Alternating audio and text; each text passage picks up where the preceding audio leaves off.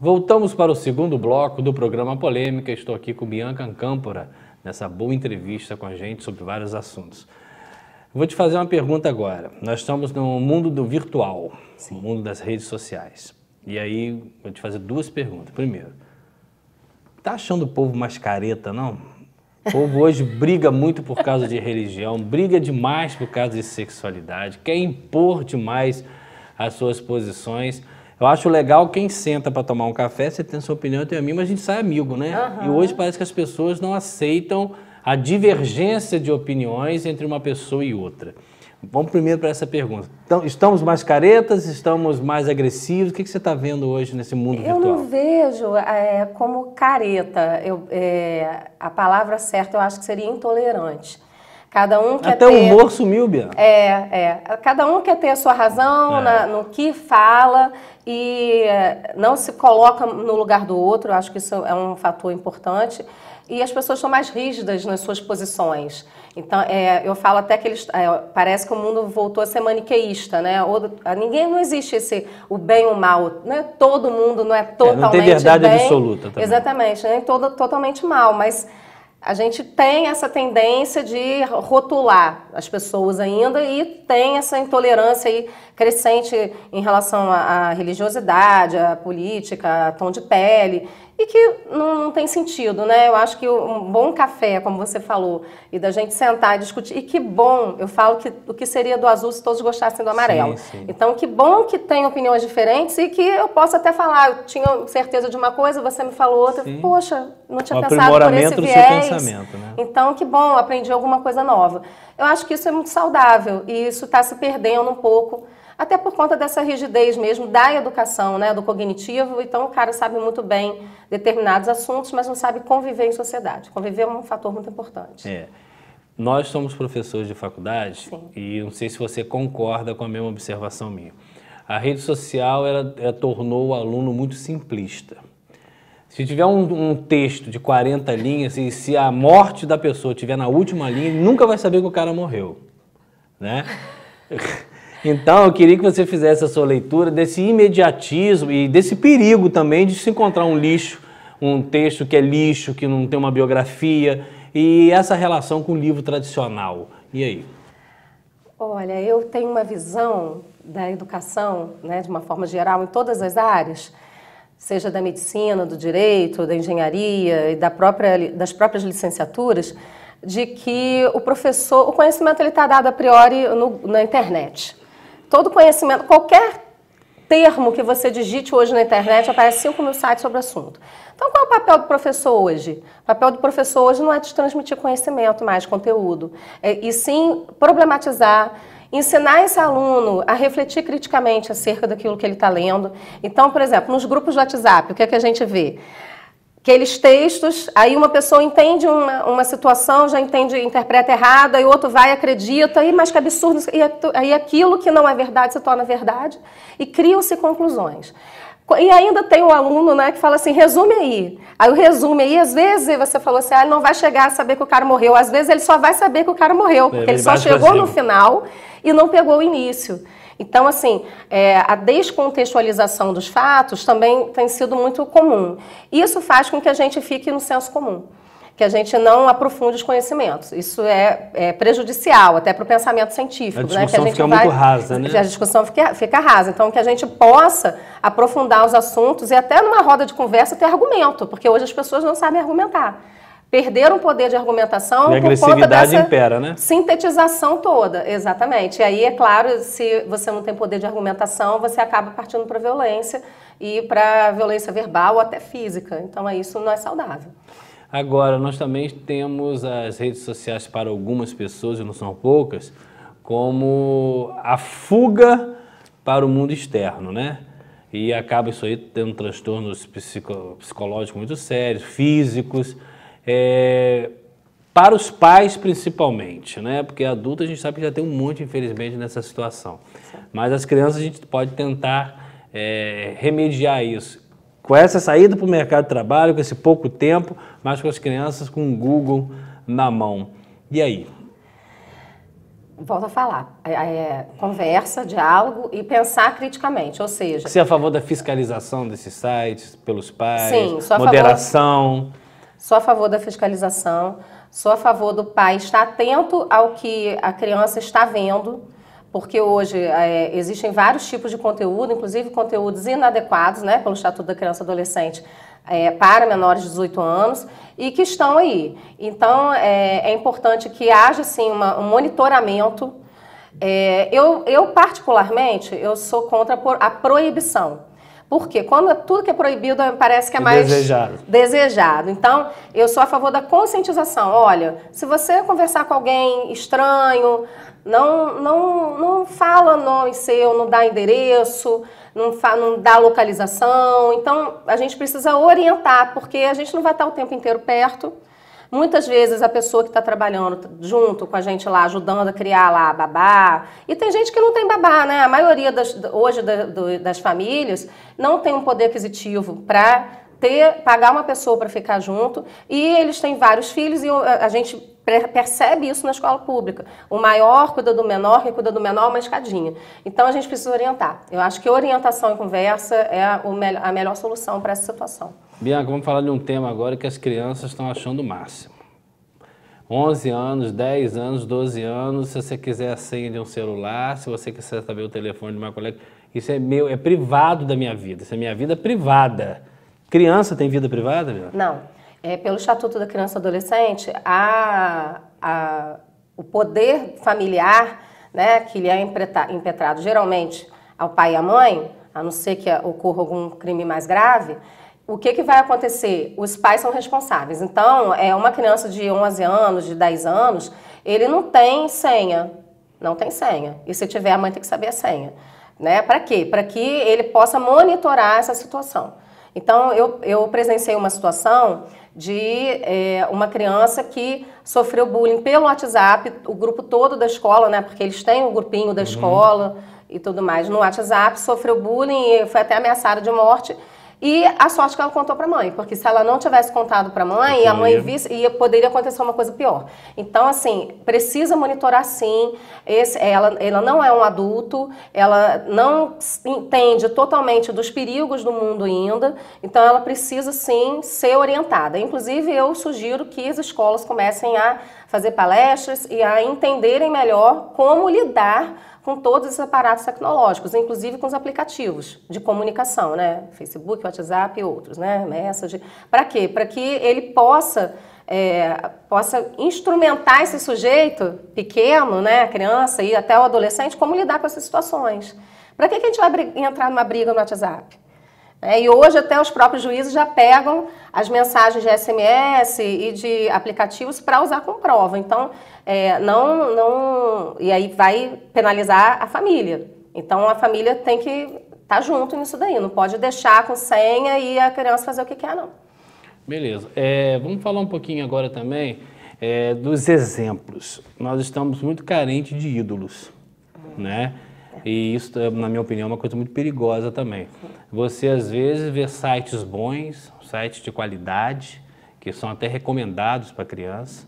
Você vê lá 400 seguidores, 200 seguidores. Aí você vai para um Felipe Neto, que, na minha opinião, é um lixo, é uma opinião particular. 7 milhões, 12 milhões, 15 milhões, só para falar palavrão. E o que mais me deixa curioso é que aqueles seguidores seguem aquela formação, aquela mensagem, aquela ideia, né? Como é que a gente vê isso?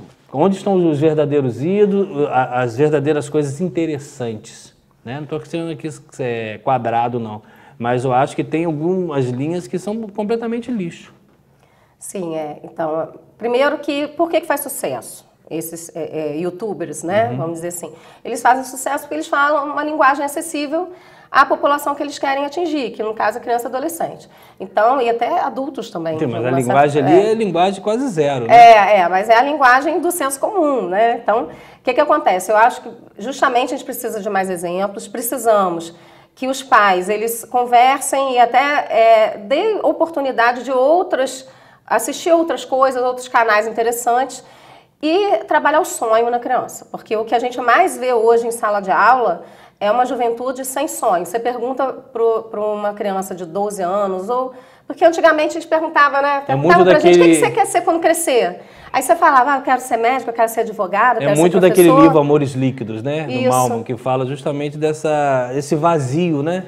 É o vazio, é o limbo. E aí você pergunta hoje para um sujeito até de 17 anos, o que você quer ser? Eu não sei.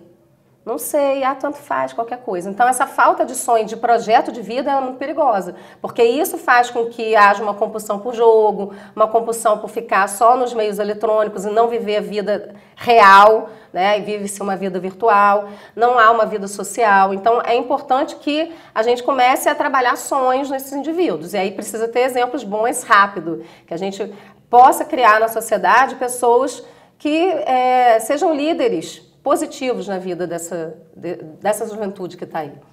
Pois é.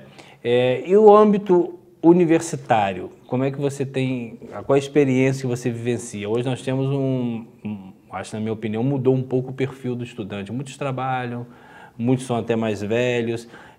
Como mensurar isso, uma verdadeira sociedade dentro de sala de aula, né? Onde nós temos características tão diferentes, mas o conteúdo que a gente tem que passar é igual para todos. Como é que vê a diferença de criação, de histórico, da dificuldade, e aí? Bom, a sala de aula ela sempre foi heterogênea. A gente que tinha um sonho, né? Os professores, numa década de 70, 80, tinham um sonho de ter uma classe homogênea. Hoje, mais heterogênea ainda com a inclusão, né? Então, eu, por exemplo, na minha sala eu tenho um aluno disléxico, eu tenho um aluno que tem dificuldade de atenção, e eles estão todos juntos. Tenho alunos novos que acabaram de sair do ensino médio e entraram na universidade, tenho alunos que são mais velhos que ficaram 20 anos sem estudar e estão retornando. E eu penso que um papel importante do professor é criar debates. Eu trabalho muito com sala de aula invertida, metodologias ativas, pensando em outras estratégias para que a gente possa criar debates e até que esse sujeito que tenha mais idade, ele possa trocar experiências com esse mais novo, cada um tem a sua experiência e chegar a alguns consensos ou não também, né? Então fóruns, debates, mesas redondas, são interessantes para que a gente possa então trabalhar muito mais com temáticas. Hoje a gente tem os conteúdos, mas eu trabalho muito mais com competências e habilidades do que propriamente com o conteúdo, porque o conteúdo está na internet aí a priori, né? Então, o que a gente vai fazer com isso? Fazer ele refletir acerca daquilo. E é claro também que há um desafio grande de pesquisa e extensão, né? Porque não é só aula, a universidade precisa de pesquisa e extensão, de buscar aí aplicar o que ele está aprendendo na prática. Então, atrelar a teoria e prática é muito importante nesse universo, para que ele seja um bom profissional no mercado de trabalho. Vou te fazer uma outra pergunta que eu acho que é um tema não tão novo, mas interessante. Eu estava lendo um livro que eu esqueci o nome dele, mas era de um professor, ele tem várias palestras no YouTube, é Michael alguma coisa, de uma universidade americana. E ele estava discutindo sobre cotas raciais. Sim. Aí uma branca levantou a mão e falou que ela era contra, mas ela não era contra porque o outro era negro, é que ela perdeu a vaga de bolsa dela porque ela está sendo responsabilizada pelo que os pais dela fizeram, os ancestrais dela fizeram no passado. Então ela acha que o branco não poderia ter sido penalizado pelo que os pais racistas ou avós fizeram em outras épocas. Na opinião dela, a cota racial é injusta para o branco que está ali e não resgata o histórico. Como é que você vê a questão das cotas? Você é a favor de cota para negros? Nós temos um histórico, o Brasil é um país colonizado, então a gente vai ter aí um histórico de abolição de abolição da escravatura e hoje a gente vê ainda pessoas em situação de trabalho escravo. Então, quando veio a questão da cota, eu entendo a intenção que é muito mais de dar oportunidade dessas pessoas se inserirem numa graduação, né, no ensino universitário. Mas como sair de lá e chegar a esse aí o que eu penso é o seguinte, que isso também é uma forma de você segregar de alguma forma, né, de pensar que o negro não tem oportunidade. Então, eu penso que o mais importante é dar oportunidade desde a educação básica para esse sujeito, e isso seria o ideal, seria o mais justo possível. A gente dá oportunidade para todos, né? Na Finlândia, que é o maior país, né, número 1 em educação, brancos, negros, pardos, o filho do lixeiro e o filho do presidente da República estudam juntos na mesma sala de aula. Então, assim, não segregar. Hoje o que a gente vive no país é a educação pública, ela ainda, né, por mais que ela esteja caminhando, ainda não chega aos pés de uma escola particular, então quem tem dinheiro para pagar uma escola particular paga e quem não tem, não paga. Mas, ao mesmo tempo, eu sou filha de escola pública e estou aqui, então eu acho que o aluno que quer, que estuda, existe oportunidade para ele sim. E tem muitos professores, muitos servidores, diretores, pedagogos que estão lutando por uma educação de qualidade. Então, eu penso assim que a escola pública ela está melhorando, né, no Brasil de uma forma geral. A gente pensa mais eixo Rio, São Paulo e Minas, mas a gente também precisa entender que para o Nordeste isso ainda está engatinhando, né? A gente vê escolas bem precárias para o Norte e Nordeste. Então, o que a gente precisa é igualar os direitos, desde pequenininho, para que não precise da cota na universidade. Bianca, a televisão ainda é um meio de comunicação muito forte, pelo menos eu acho que é. E eu gostaria muito da sua opinião, porque eu entendo que o que é mostrado no canal aberto é muito pouco perto do que poderia ser dado em termos de aprendizado. Quem não tem uma TV por assinatura perde realmente qualidade de aprendizagem, qualidade de entendimento, de conhecimento. Por que essa linha de raciocínio das grandes empresas? Muita coisa de pouco conteúdo aberto, que absorve muita gente, e o conteúdo mais detalhado só para poucos. Ela é seletiva? A mídia televisiva, né, ela faz um programa para que seja acessível a todos, então numa linguagem mais fácil e tudo mais. Então, o que eu sugiro é que mesmo a pessoa que não tem dinheiro para poder pagar, né, uma TV por assinatura, que ela possa, por exemplo, na hora de ver o jornal, veja o jornal em várias emissoras, ao invés de ficar presa só a uma, porque geralmente uma determinada emissora acaba tendo um viés e ele vai por aquela linha o tempo inteiro. E outra emissora talvez não, já vai mostrar um outro lado da situação. Que aí você forma a sua opinião. E aí você pode formar a sua opinião, comparar informações e formar a sua opinião. Eu acho que isso é muito importante. Então, independente de não ter dinheiro para pagar a TV por assinatura, buscar várias informações de diferentes veículos, de jornal, internet e diferentes mídias, para que a gente possa ter a nossa própria opinião e fazer debates. Eu acho que isso é importante. Beleza, estamos terminando o segundo bloco com a Bianca Câmpora. Vamos ao intervalo e já voltamos.